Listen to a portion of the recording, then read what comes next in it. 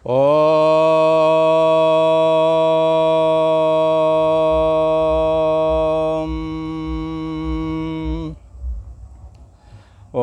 गुरु ब्रह्मा गुरु विष्णु गुरुदेव महेश्वरा। गुरु साक्षात् परम ब्रह्म तस्मै श्री गुरुवे नमः। योगेश्वर श्री कृष्ण भगवान की जय। ऐं सरस्वत्यै नमः। पूर्व का प्रसंग एक बार स्मरण करते हैं। पूर्व में भगवान ने ये 12वां अध्याय चल रहा है, पर 11वें अध्याय के पूर्ण होते समय भगवान ने भक्ति के विषय में एक बात कही। किसी ने कहा, महाराज ये भक्ति कैसे हो? तो भगवान श्री कृष्ण ने कहा, भक्ति के लिए कुछ करो। क्या करें? ऐसा कुछ करें जिससे कि हमारा मन भगवान में लग जावे। भागवत में तो कहते हैं, अति केनाप उपायेन मनः कृष्णम नियोजयति। हम कोई उपाय करें, चाहे वो कर्म योग वाला उपाय करें और चाहे वो सांख्य योग वाला उपाय करें, चाहे अष्टांग योग वाला उपाय करें, अति केनाप उपायेन, कोई उपाय करो ताकि चित्तवृत्ति परमात्मा में लग सके। अर्जुन ने भगवान से पूछा, आप करने की बात कहते हैं, योग एक ऐसा विषय है जो सभी के द्वारा संभव नहीं है। यम नियम आसन प्राणायाम प्रत्याहार धारणा ध्यान समाधि 8 अंग जिनके पूरी तौर से सिद्ध होते हैं और ईश्वर प्रणिधानम भी साथ में है, तो भगवत कृपा से उनको समाधि की सिद्धि होती है। समाधि 2 प्रकार की बताई गई है, सविकल्प और निर्विकल्प समाधि। तो ये अष्टांग योग में प्रथम शर्त ही है यम नियम। 5 प्रकार के यम हैं, 5 प्रकार के नियम हैं। सत्य अहिंसा अस्तेय अपरग्रह ब्रह्मचर्य, नियम भी शौच संतोष स्वाध्याय तप ईश्वर प्रणिधानम। इन 8 अंगों के अंतर्गत सारी साधनाएं एक बार साधक से करवा ली जाएंगी, सहारा निग्रह करवा लिया जाएगा। लास्ट में जो ईश्वर के शरण होकर के समाधि की सिद्धि करना चाहते हैं, उनको समाधि की सिद्धि होती है। और योगा चित्त वृत्ति निरोधा, निरुद्ध करना है चित्त को, और निर्विकल्प ही उसकी लास्ट अवधि है। निर्विकल्प हो जाओ, निर्विकल्प समाधि लग जाए, योग की पूर्णता हो गई। पर भक्ति शास्त्र कुछ और कहता है, उपनिषद शास्त्र गीता शास्त्र कुछ और भी कहता है। गीता शास्त्र कहना चाहता है, जो निर्विकल्प है वो समाधि के समय में दर्शन आप करते हैं योग साधना के द्वारा। क्या यही परमात्मा जब समाधि नहीं होवेगी तो क्या नहीं होवेगा, अथवा तो उस समय क्या निर्विकल्प नहीं है? तो यदि वो समाधि के समय में ही केवल निर्विकल्प है और व्यवहार में नहीं है, ऐसे परमात्मा का क्या करेंगे? जो समाधि के समय दुख दे और व्यवहार के समय विक्षेप पैदा हो जाए, ऐसी समाधि यद्यपि बड़ी कठिनाई से और बड़े भाग्य से लगती है, तो भी उसका क्या फायदा हुआ? फिर क्या करें? गीता शास्त्र ने कहा, योग के बाद में सांख्य योग की शरण ग्रहण करें और जो अंतर्यामी आत्मा है, जिसका अनुभव समाधि के द्वारा निर्विकल्प के रूप में किया गया है, वही परमात्मा तुम्हारी बुद्धि देश का साक्षी है। और व्यवहारिक अवस्थाओं में नाना प्रकार के क्रियाकलाप करते हुए भी वो निर्विकल्प ही रहता है, सविकल्प होता ही नहीं है। सविकल्प तो उपाधि को स्वीकार करके हो जाता है। जैसे लोहा चौकोर, जैसे अग्नि चौकोर नहीं होती, पर चौकोर लोहा से टच होकर के अग्नि भी चौकोर दिखने लगती है, चार कोने वाली। ऐसे ही ये परम ब्रह्म परमात्मा उपाधि के संपर्क में आकर व्यवहारिक अथवा प्रातिभाषिक जैसा दिखता है, देह मन बुद्धि आदि को स्वीकार करके ये व्यक्ति विशेष जैसा दिखता है। चलो ठीक है, ये कैसा भी दिखे, पर इसकी प्राप्ति कैसे हो? यदि ऐसा कहें तो भगवान ने कहा अनेकों उपाय हैं, पर प्रथम क्लास से ही शुरुआत की जाती है। किसी ने कहा वो प्रथम क्लास कौन सी है? बोले प्रथम क्लास तो भगवान की भक्ति है और लास्ट भी है, क्योंकि भगवान की भक्ति को मद्देनजर रख कर के प्रथम क्लास जो कर्म योग है उसमें प्रवेश किया जाता है। किसी ने कहा ये कर्म योग तो सारी दुनिया कर रही है, इससे क्या परमात्मा की प्राप्ति हो सकती है क्या?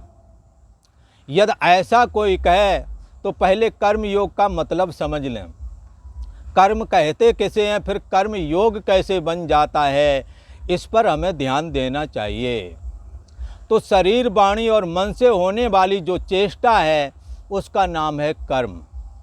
यही कर्म जब शास्त्र विहित और अपने बड़े बुजुर्गों की परंपरा के अनुसार और शास्त्र संबद्ध, जिसको समाज भी स्वीकार करता है, ऐसे कर्म जब किए जाते हैं तब ये कर्म विहित कर्म कहलाते हैं।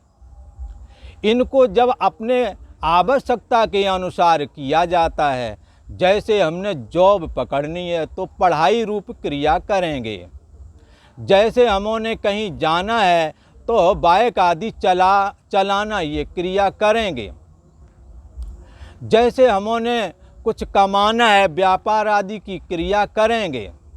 तो ये क्रिया स्वार्थ से प्रेरित है, अपने अर्थ के निमित्त। जैसे हमने स्त्री या पुरुष सुख पाना है तो विवाह करेंगे, ये किस लिए किया है? क्या पति ने पत्नी के साथ विवाह पत्नी के लिए किया है या अपने लिए किया है? यदि ऐसा कहें तो उपनिषद तो कहता है नावारे पत्य कामाय पत्नी प्रियो भवति। पत्नी की इच्छा के लिए पति ने विवाह नहीं किया, बल्कि अपनी इच्छा के लिए पत्नी का संग्रह किया गया। और पत्नी भी यदि पति का संग्रह करती है तो अपने सुख के लिए करती, ना कि पति के लिए। इसलिए एक जगह रामचरितमानस में कहा, सुर नर मुन सबकी यह रीति, स्वार्थ पाए करें सब प्रीति। स्वार्थ से ये दुनिया जुड़ी हुई है। तो फिर किसी ने कहा फिर महाराज इन कर्मों से परमात्मा की प्राप्ति तो ना हुई, इन कर्मों के द्वारा तो स्वार्थ की सिद्धि ही हो रही है। पर गीता कुछ अलग ही कह रही है। गीता कह रही है जो कर्म तुमने किए, भगवान श्री कृष्ण कह रहे हैं 11वें अध्याय के 55वें श्लोक में कह रहे हैं मत कर्म कृन, ये कर्म यदि तुम मेरे निमित्त करने लगो तो ये भक्ति का उत्पादक भी हो जाएंगे। किसी ने कहा ये कैसे संभव है संभव। यदि आप किसी से प्रेम हासिल करना चाहते हैं, हर किसी का दिल करता है बंधुओं कि हम अमुक आदमी के पास जाएं, वो हमसे प्रेम से मिले। पर ये प्रेम इतना सस्ता नहीं है। प्रेम चाहते तो हैं पर प्रेम देना नहीं चाहते। तो सबसे पहले हम प्रेम को प्रकट करें। तो प्रेम को यदि प्रकट करना है तो जो तुम कर्म रोज़मर्रा वाले करते हो, इन्हीं कर्मों को यदि करो तो अपना स्वार्थ छोड़ के करो, फल की आकांक्षा छोड़ के करो। उदाहरण के लिए। और भीलनी जाति में उत्पन्न हुई वो सबरी, जब उन्होंने जाकर के जंगल में ऋषियों का आश्रम ज्वाइन किया और उनको लगा कि मैं कैसे भक्ति की प्राप्ति करूं, तो मतंग ऋषि ने कहा संतों की सेवा करो, अपना कोई प्रयोजन न रखना, साधु सेवा करो। साधुओं ने सेवा स्वीकार नहीं की, कहा ये निम्न वर्ण की है, लिहाजा उन्होंने सेवा स्वीकार नहीं की। तब सबरी ने उनकी सेवा करने के निमित्त जो वो लकड़ी आदि लाते थे, वो लकड़ियाँ जंगल में काट के डाल देती थी। जब वो लकड़ियाँ सूख जाती थी तो वो साधु वही लकड़ी ले आते थे। साधु जिस मार्ग से जाते थे वहाँ झाड़ू लगाती थी। यदि झाड़ू लगाना सबरी के लिए साधना हो सकता है, झाड़ू रूप कर्म, यदि कर्म योग बन सकता है, यदि कर्म की साधना बन सकती है, तो आपके कर्म क्यों नहीं बन सकते हैं? अवश्य बन सकते हैं। यदि परमात्मा को मद्देनज़र रख करके ऐसा लगे कि इस घर परिवार में अमुक आदमी वृद्ध है, उठा बैठा नहीं जाता है, आप उठा बिठा दो, नहला दो, कपड़े पहना दो, ये ईश्वर सेवा हो गई है। तुम्हें आपका प्रश्न होगा इससे भक्ति कहाँ से आ जाएगी? आएगी बंधुओं, उसका दिल खुश होगा, उसके सूखे हृदय में गीलापन आएगा, जो एक प्रेम का प्रतीक है, जो आपके हृदय में दुआ के रूप में आपके हृदय को प्रफुल्लित करेगा, प्रेम से भर देगा। ये यदि इसी तरह की सेवा घर परिवार वाली ही सेवा यदि बड़े पैमाने पर की जाए तो पहले तो व्यक्ति सेवा, बाद में नारायण सेवा कहलाती है।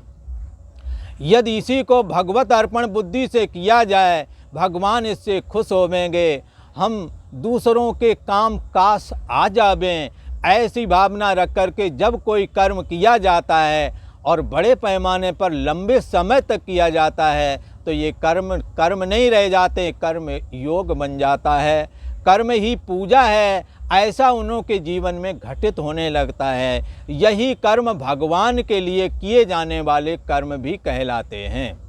भगवान श्री कृष्ण कहते हैं कि साधक को चाहिए कि वो भक्ति को यदि प्राप्त करना चाहता है हमारी भक्ति को, तो हमारी भक्ति को प्राप्त करने के लिए उसे मत कर्म कृण होना पड़ेगा। मत परमा मेरे पारायण होकर के होना मांगता है। हमारे लिए कर्म करो, भगवान कहते हैं। अब किसी ने पूछा महाराज आप तो पता नहीं लगता कहाँ हो, पर आपके लिए कर्म कैसे करें? तो ईश्वरा सर्वभूतानां हृदय देशे अर्जुन तिष्ठति। ईश्वर समस्त प्राणियों के हृदय देश में रहता है। बंधुओं, इस बात को हमें कभी भूलना न चाहिए। यदि आप किसी की भी सेवा करेंगे, किसी के भी काम आएंगे, यद्यप वो तुम्हारा ऐसा नहीं मानेगा और मनवाना भी ना चाहिए। यदि बार बार कहोगे वो भी जवाब देवेगा और आपके एहसान को ना मानेगा। पर सह दुख सिकवा न करें, नेकी कर कुएं में फेंक, अच्छा किया भूल जाओ। यदि ऐसा करोगे तो जिसके प्रति उपकार किया है वो बुला के कहेगा, हे भगवान तुमने हमारे साथ ऐसा काम किया था, आपका बड़ा उपकार है हमारे साथ। और यदि ऐसा करोगे, तुम्हारे साथ जो हमने किया वो ना किए होते तो तुम मर जाते, तुम्हारा ऐसा हो जाता, तुम्हारा वैसा हो जाता। तो बंधुओं वो जवाब भी देगा। ऐसे कर्म का फल भक्ति प्राप्त नहीं होती। इसलिए भक्ति यदि प्राप्त करना है तो दूसरों के लिए समर्पित हो जाएं। जितना करना, जो करना कर दिया, पीछे मुड़ के नहीं देखना। और यदि कुछ कह दिया उससे दुख होता है, सह दुख सिकवा न करें। संतों की सेवा, गुरुओं की सेवा, बड़े बुजुर्गों की सेवा आसान नहीं है। इनकी सेवा करो, बाद में इनके जले कटे वचन भी सुनो। पर बंधुआ यदि सुन लिया तो जीवन में एक स्वर्ण चांस आएगा जो आपको इस जीवन को भी आनंदित करेगा और अंत में भक्ति देगा, जो कि समस्त साधनाओं का फल है। भगवान श्री कृष्ण कहते मेरे लिए कर्म करने वाले बन जाओ, भक्ति तुम्हें मिलेगी। भक्ति दो प्रकार की होती है, साकार भक्ति और निराकार भक्ति। साकार भक्ति के अंतर्गत श्री कृष्ण मार्गी शाखा और श्री राम मार्गी शाखा करके दो शाखाएं हैं। ये सगुण साकार मार्गी भक्ति कहलाती है।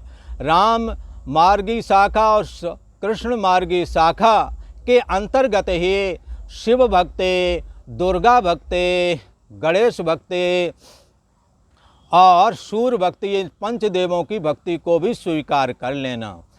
पंचदेवों की भक्ति जो सगुण साकार है वो दो भागों में बांट सकते हैं, निर्गुण निराकार भक्ति और सगुण साकार भक्ति। तो भगवान श्री कृष्ण से अर्जुन पूछते हैं कि हे भगवान, इन दोनों प्रकार के जो आपके भक्त लोग हैं ये बड़े भारी योगी हैं, जन्म जन्मांतरों में जिन्होंने साधनाएं की हैं, वो ही इस मार्ग में अपने चित्त को रोक करके और दृढ़तापूर्वक भक्ति करते हैं, भजन करते हैं, साधना करते हैं, उपासना करते हैं, व्रत उपवास करते हैं, तीर्थ यात्रा गमन करते हैं, साधु सेवा करते हैं। ऐसे जो भक्त हैं ये निराकार वाले भी ऐसा ही करते हैं और साकार वाले भी करते हैं। संयम और शर्त, संयम वाली शर्त दोनों में एक जैसी है।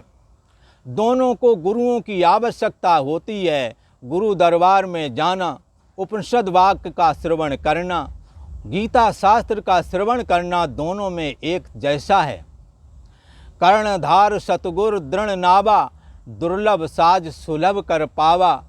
ईश्वर की कृपा से इन भक्तों को गुरुओं की प्राप्ति, सतमार्ग का रास्ता, सदग्रंथों का श्रोतव्यो मंतव्यो निदिध्यासितव्य, ये इन्हों को दोनों को ही करना होता है। दोनों के चित्त की स्थिति, विषय शून्य अवस्था दोनों में एक जैसी ही होती है। फिर भी हे भगवान, इन दोनों में आपकी नज़र में कौन सा योगी श्रेष्ठ है? ये पूर्व का प्रसंग था जो हमने आपके लिए स्मरण के लिए कथन किया। एवं सतत युक्ता ये भक्तास्त्वाम पर्युपासते है, ये चाप्याक्षरमव्यक्तम तेषाम के योग वित्तमः। भगवान श्री कृष्ण से अर्जुन पूछते हैं कि हे भगवान, हे जगतपते, जो अनन्य प्रेमी भक्त लोग पूर्वोक्त प्रकार से जन्म जन्मांतर से साधनाओं को करते हुए आपके भजन साधन ध्यान आदि में लगे हुए हैं, ऐसे आप सगुण परमेश्वर हैं जिनके 5 रूप हैं। भगवान विष्णु जिनकी 2 शाखाएं हैं, राम और कृष्ण, और शिव शक्ति, गणेश और सूर्य, ऐसे करके ये पंचदेवों की उपासना जो हमारे यहाँ चलित प्रचलन में है, जो सच्चे अर्थों में एक ही ईश्वर के 5 पोज हैं, 5 ईश्वर नहीं हैं। 5 पोज ही, हाँ, ईश्वर का कोई रूप आकार नहीं है बंधुओं। जब वो लीलात्मक विग्रह धारण करते हैं, ओंकार रूप परमात्मा जिसका कोई रूप आकार नहीं है, जो सतोगुण रजोगुण तमोगुण इन तीनों गुणों की साम्य अवस्था की उपाधि को स्वीकार करते हैं, जिसका कोई रूप आकार नहीं है। प्रणवाक्षर के मध्य ये तीनों एका, ब्रह्मा विष्णु रुद्र जो साकार हैं, ये जब मूल प्रकृति में होते हैं तो ये निराकार हो जाते हैं, तब इनका नाम ओम होता है। ये ओम रूप परमात्मा जब लीलात्मक विग्रह को धारण करते हैं तब ये श्री कृष्ण होते हैं। और ओम यत्तेकाक्षरम ब्रह्म व्याहरन् माम अनुस्मरन्, ये गीता में उनका प्रथम नाम भी आता है। और जब भगवान राम के रूप में मर्यादात्मक विग्रह धारण करते हैं तो लोक मर्यादा स्थापित करते हैं, उस समय ये सगुण परमात्मा जिसका तस्वाचकः प्रणवः, जिसका पुकारु नाव प्रणव है, वो राम के रूप में अवतरित होता है। और जब वो तमोगुण को स्वीकार करता है तब उस सगुण परमात्मा का ही, जिसका नाम ओम है, वो भगवान सदाशिव के रूप में होता है। और जब जगत को प्रकाशित करना होता है तब हो उसका नाम आदित्य होता है, सूर्य होता है। वो ईश्वर एक ही है, पोज अनेक हैं। जब शक्ति उपाधि को स्वीकार करता है, यही सगुण परमात्मा तो दुर्गा कहलाता है। ईश्वर के लिए ना कोई स्त्रीलिंग है, ना कोई पुल्लिंग है, ना पुरुष शरीर श्रेष्ठ है और ना ही स्त्री शरीर उसके लिए निकृष्ट है। उसके लिए सारे शरीर एक जैसे हैं। और जब वो विघ्न विनाशक बनता है, रिद्धियों सिद्धियों को देने वाला बनता है, तब वही गणेश होकर के प्रकट होता है, वही सगुण ईश्वर। और उसका ओम गंगणपतये नमः ये ओम हर किसी में लगा हुआ है। ऐसे ही उस सगुण मार्गी शाखा में इन पंचदेवों को हमने स्वीकार करना है। तो दो प्रकार के उपासक हो गए, एक निर्गुण मार्गी शाखा वाले और दूसरे हो गए सगुण मार्गी शाखा वाले। एक निराकार की उपासना करते हैं, एक सगुण साकार की उपासना करते हैं। ये दो प्रकार के योगी हैं। इन दोनों प्रकार के योगियों में कौन श्रेष्ठ है? ऐसा अर्जुन प्रश्न करते हैं। अब भगवान श्री कृष्ण क्या कह रहे हैं, इसे हमें बड़े ध्यान से समझना चाहिए। भगवान श्री कृष्ण कहते हैं अर्जुन से, हे अर्जुन, श्री भगवान वाच, ये 12वें अध्याय का दूसरा श्लोक है, जिसमें भगवान श्री कृष्ण ये बताने वाले हैं कि इन दोनों योगियों में कौन श्रेष्ठ है। श्रेष्ठ है अथवा बराबरी के हैं, अथवा क्रमपूर्वक श्रेष्ठता का कथन करने वाले हैं। जैसे कोई कहे कि ये लड़का ग्रेजुएट कर लिया है और एक लड़का दूसरी चौथी क्लास में पढ़ रहा है, नर्सरी में पढ़ रहा है, इन दोनों में कौन श्रेष्ठ है? कोई ऐसा कहे तो स्वाभाविक ही लोग कहेंगे ये बड़ा वाला ठीक है, कमाने लायक हो गया, ये ठीक है। पर सच्चाई ये नहीं। वो ग्रेजुएट तक तभी पहुंचा है जब पहले नर्सरी में गया था। यदि वो उसमें ना भेजा जाता तो वहाँ ना पहुँच पाता। भगवान क्रम समुच्चय पूर्वक श्रेष्ठता का कथन करते हैं, दोनों ही योगी श्रेष्ठ हैं। खैर, ध्यान से देखें भगवान कह क्या रहे हैं। मैया बेस मनो ये माम नित्य युक्ता उपासते श्रद्धया पर्योपेतास ते मे युक्त तमामता। कहते मई मना आवेश्य, भगवान श्री कृष्ण कहते हैं मेरे मई मना आवेश। कई एक शब्द ये आवेश तब भी आता, बोले इनके अंदर भूत का आवेश है, इनके अंदर धन का आवेश है, इनके अंदर काम का आवेश है। जब आवेश होता है बंधुओं तो उसे दूसरा नहीं दिखता। भगवान श्री कृष्ण कहते हैं धन के आवेश वाले धन दिन रात कमाते हैं, रोटी कम हो जाती, भोजन कम खाते हैं, सोते कम है, धन कमाते हैं, गिनते हैं, फिर जैसे तैसे दवाई लेकर के सो जाते हैं। ऐसा क्यों करते हैं? वो नाते रिश्तेदारों के पास भी पराया करके कम ही जा पाते क्योंकि वक्त नहीं है। ऐसा उनके जीवन में क्यों हो रहा है? क्योंकि वो धन का आवेश चढ़ा हुआ है। इसी प्रकार से जिनके ऊपर प्रेत का आवेश होता है वो अनाप शनाप बकते हैं। लोग कहते ये तो अच्छा लड़का था, पर यह ऐसा क्यों बोल रहा है? तब किसी ने कहा इसमें भूत का आवेश है। लड़का नहीं बोल रहा, भूत बोल रहा। अच्छा, इसी प्रकार जब काम का आवेश हो तो कामी आदमी अंधा होता है। आज भी बड़े बुजुर्ग बैठे रहते हैं और ये मन चले लड़के आलिंगन चुम्बन आदि व्यवहार में व्यस्त रहते हैं। इन्हें ये दिखता ही नहीं है कि आगे कौन लोग बैठे हैं, इन्हों के सामने ऐसा करना या नहीं करना। बोले ऐसा ये क्यों कर रहा है? बोले काम का आवेश है। आवेशित आदमी को दूसरा नहीं दिखता।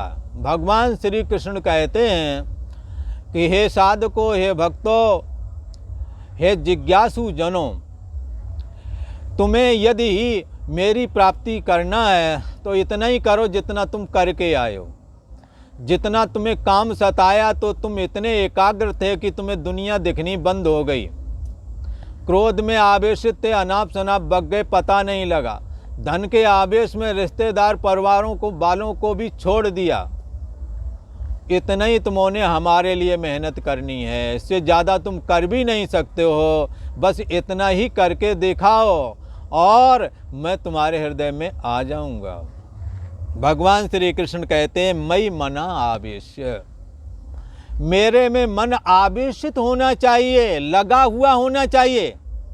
कैसे लगा हुआ होना चाहिए? जैसे कि आप लगा चुके हो।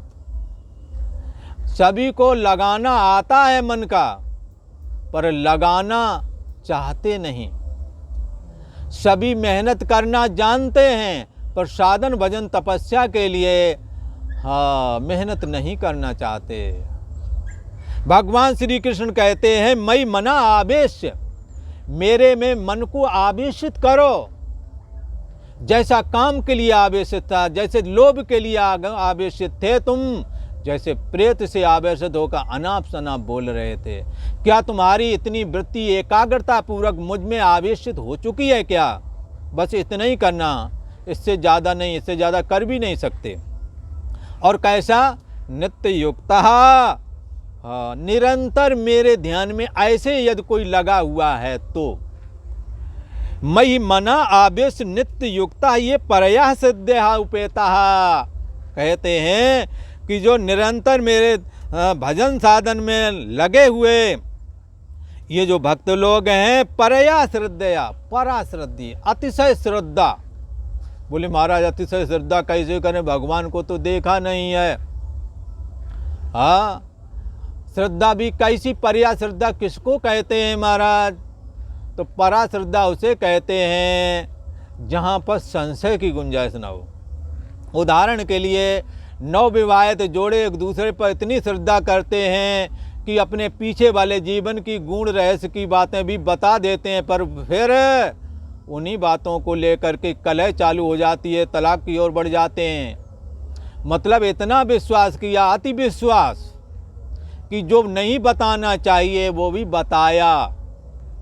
पर चाणक्य जी ने कहा स्वच्छिद्रम ना प्रकाशते है, यदि दाम्पत्य जीवन हो तो बहुत सारी चीज़ें हमने पत्नी को नहीं बतानी, और पत्नी ने भी बहुत सारी चीज़ें पति को नहीं बतानी, वरना दाम्पत्य जीवन नहीं चलेगा। पर अति विश्वास से भरे हुए, इसी को कहते हैं परया श्रद्धा। इतनी श्रद्धा कि तुम ये भूल ही गए कि इसका असर क्या पड़ेगा। यदि अच्छी बात होती, हो सकता प्रेम प्रगाढ़ हो जाता, पर तुमने वो बात बताई जिससे प्रेम टूट जाए। उन्हें लगा कि ये कहीं और भी ऐसे ही गड़बड़ी करेगा, इसलिए अभी हट जाओ तो ठीक है। दोनों पर अविश्वास हो गया। भगवान श्री कृष्ण कहते हैं जितना विश्वास तुमने वहाँ किया, जितना विश्वास तुमने अपनी माता पे किया, माता से पूछा पिता कौन है, उन्होंने बता दिया बेटा ये तुम्हारे पापा हैं। जीवन में कभी शंका नहीं कि इतनी श्रद्धा हमने भगवान के प्रति करनी है। ईश्वर है, हमारे हृदय में विद्यमान है, वो हम जो कर रहे हैं वो ईश्वर सुन रहा है और हमें इसका प्रतिफल अवश्य मिलेगा। दृढ़ श्रद्धा अस विश्वास, सत्य वेद गुरु वाक्य हैं, श्रद्धा अस विश्वास, ऐसा विश्वास होना ही चाहिए। तो भगवान की भक्ति करने के लिए भगवान ने कहा, ये दोनों प्रकार के भक्तों के लिए कह रहे हैं कि इनका मन हमारे में आवेशित होता है। जैसे काम क्रोध आदि में आप लोगों का रहा, हम लोगों का रहा है, सभी उसी में है, उसी कैटेगरी में। कभी ऐसा नहीं समझना कि हम नहीं वैसे हो सकते, सभी उसी में है। सबकी गठरी लाल है, कोई नहीं कंगाल। सभी ये काम कर सकते हैं, पर ना करें इनकी राजी। भगवान श्री कृष्ण कहते हैं कि हे अर्जुन, मुझ में मन को एकाग्र करके निरंतर मेरे भजन साधन ध्यान आदि में लगा हुआ ये जो भक्त लोग हैं, हाँ, परया श्रद्धा, अति श्रेष्ठ श्रद्धा से युक्त होगा। अति श्रेष्ठ श्रद्धा, ईश्वर के प्रति अपार अटूट श्रद्धा। ये भक्त लोग अतिशय श्रेष्ठ श्रद्धा से युक्ता उपेता उपित हैं। जैसे काम जब आता है तो पूरा शरीर कामुक होता है, जैसे क्रोध होता है तो क्रोध से आदमी लाल पड़ जाता है, आंखें लाल होती है, पूरा शरीर प्रभावित होता है। भगवान की श्रद्धा से वैसे ही हमें आच्छादित होना मांगता है। और कैसा? माम उपासते, फिर ऐसे लोग जो मेरी उपासना करते हैं, ते में युक्त तमह मता, ऐसे लोग माम उपासते, या माम शब्द करके भगवान के सगुण साकार रूप को लेना चाहिए। भगवान श्री कृष्ण कहते हैं, मुझ में मन को एकाग्र करके निरंतर मेरे भजन ध्यान में लगे हुए जो मेरे भक्त लोग अतिशय श्रेष्ठ श्रद्धा से युक्त हो करके माम उपासते, मुझ सगुण साकार परमेश्वर का भजन करते हैं, ते में युक्त तमामता, वे मुझको योगियों में अति उत्तम योगी मान्य है। हाँ, योगियों में भी वो अति उत्तम योगी हैं, ऐसा भगवान श्री कृष्ण कह रहे हैं। बंधुओं, यहाँ पर भगवान श्री कृष्ण का ऐसा कहना क्रम समुच्चय पूर्वक है। एक सम समुच्चय होता है, एक क्रम समुच्चय होता है। जैसे पहले बचपना आता, फिर जवानी, तब बुढ़ापा, और कोई जन्मे और बुढ़ापा आ जाए तो ये कहेंगे ये क्रम समुच्चय तो ना हुआ। क्रम समुच्चय तो पहले बचपना, फिर जवानी, फिर बुढ़ापा।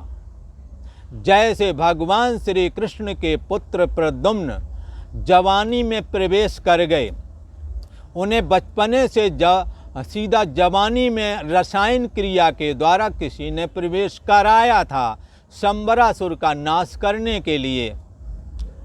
तो ये क्रम समुच्चय नहीं, बाकी सब लोग बचपना, जवानी, बुढ़ापा।